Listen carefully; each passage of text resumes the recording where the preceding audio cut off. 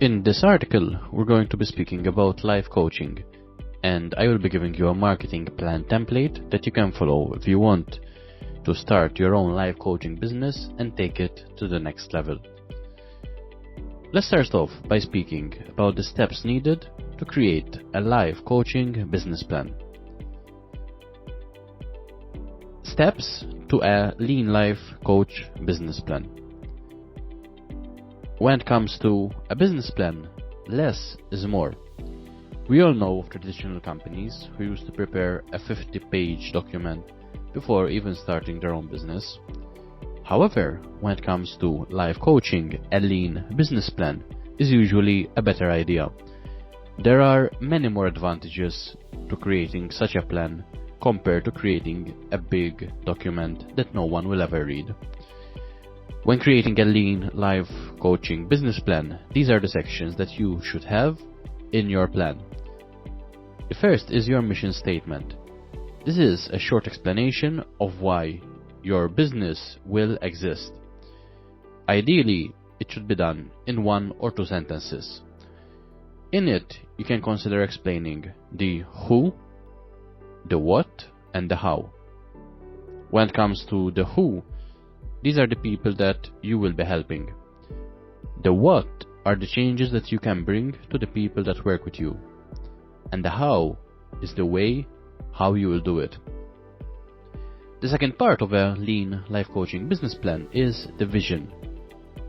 This is a statement that future paces the situation to explain your long-term goals. In other words, why are you starting your life coaching business? And how would you like to impact your community and the people that you work with? This is a vision that should inspire others to work with you, and it should also inspire you to keep going when the times get tough. The third thing that you should be speaking about in your life coaching business plan is the business type. When it comes to taxes and other financial implications, it is important to know what kind of business this will be set up as. A business description should also be included, and in it you should list the types of products and services that you will be offering, as well as the costs associated with each of them. The next step in your business plan should be the niche. It is possible to be a generalist, however, specialists are the ones that get paid the most and that make a bigger difference in the world. So you should include, as much as possible, specific things that you will be helping out other people with. This can include mindset, business coaching, empowerment, intimacy, career transition, life coaching for teenagers, middle-aged people, etc. The next step you should include is the target market. This ties in very closely with the previous step. By choosing your target market, you will want to define things that cater demographics such as the gender, age, spending power, location, and occupation of the people that you will be working with. The final thing that you should be mentioning in your business plan is the USP, or the unique selling point of your business. Why should people come to you when there are so many competitors out there? What is so special about your business that you can offer people that others cannot? If you can't explain to people why they should choose your business, then they probably shouldn't, which means that your business plan is not good enough. You should really spend a bit of time on this section to identify what your unique selling points really are. And it is how to create a lean life coach business plan. It's a very important step that you take before you start your own business. However, with that said, do not spend too much time on it at the expense of actually starting the business, because remember that people are there to be helped, and at the end of the day, having a big document with all of the above does not really help anyone.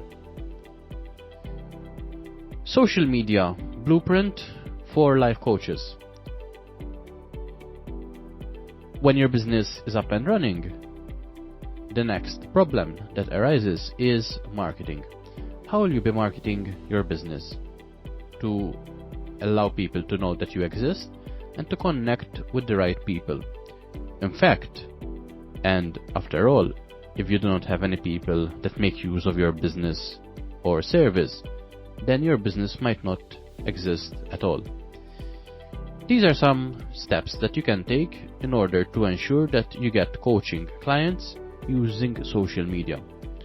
The first step is to play detective by spending a bit of time, possibly once a week, in groups and places where potential clients hang out. You can see and understand who the people that need help are and what are their biggest problems. These are some of the best places to meet high quality connections.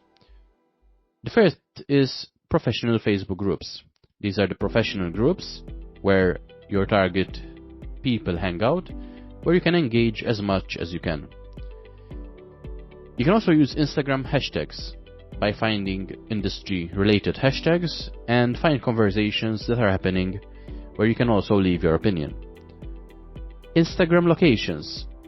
You can also find people that live in your community that are close to you that you can even reach out to and meet face to face. The final two are LinkedIn, with the first being the main LinkedIn section where you can take some time to find new connections, and in the situations 20 to 30 connections per week can be a good goal. And finally, there are also LinkedIn groups. So these are the groups which, similar to Facebook groups, can host your target audience and where you can engage and find rich connections that you can help out. With all that said, it's important to remember that you should be using social media to your advantage and not the other way around. So block the time in your week and ensure that when you are actually on these groups, you are just doing that.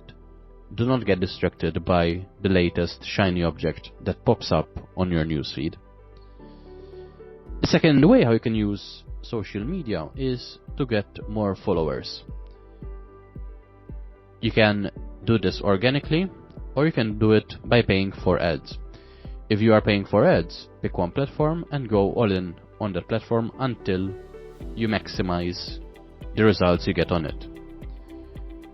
This is also important because many people tend to get lost in the sea of shiny new things. The third way how you can use online media is by producing content.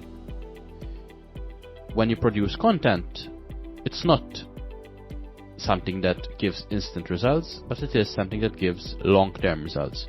By having a website and producing content on it on a regular basis, people will actually come to your website and you will gain authority in your area. You can also build up reviews. After you have coached a few clients, take some time and ask them to leave reviews on your social media sites, such as Facebook, LinkedIn, and even your website.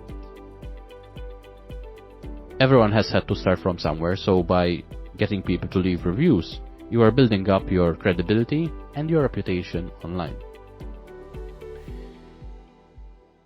The best business coaching services in 2021.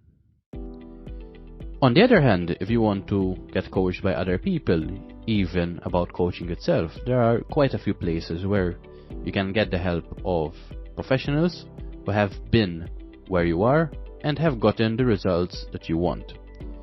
In this way, you can ensure that you eliminate the need for trial and error and get to your destination faster than you could if you had to do it all by yourself. And some of these best places include eMIT, J. Abraham, Building Champions, the Vanguard Business Coaching, and Melinda Emerson.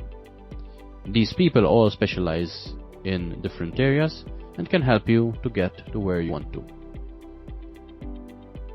The salary of a life coach. One problem that many life coaches face when they start off is that they feel that they are not charging enough. Usually, when this is the case, they are definitely right. However, since they're just starting out, they also do not feel the credibility to command big fees. However, let me tell you a quick story about this. A coach who had just started out was only charging $350 per week in order to help a client. The client would always show up late and didn't implement any of the suggestions that the coach gave him. One day, the coach got fed up and fired the client and decided that with the next client that comes, he was going to triple his rate, without mentioning anything about what he used to charge before. The next client came around, and the coach started charging around $1,000 instead of the previous fee. To his surprise, this new client was more receptive, always showed up on time, and always implemented all of the feedback and suggestions that the coach gave. From that point onwards, the coach realized that the people that are willing to pay more are usually the best clients.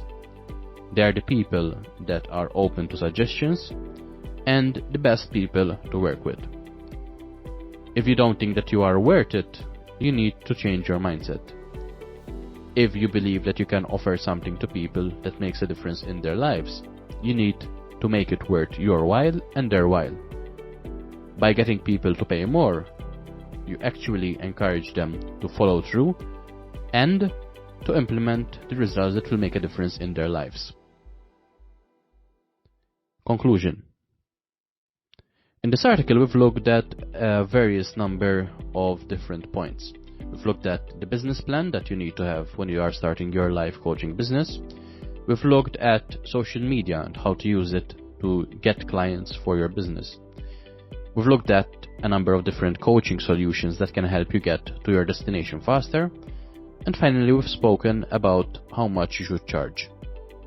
If you are planning on starting your life business to help others get better results in their life, this is your chance. Take the information above and implement it in your life.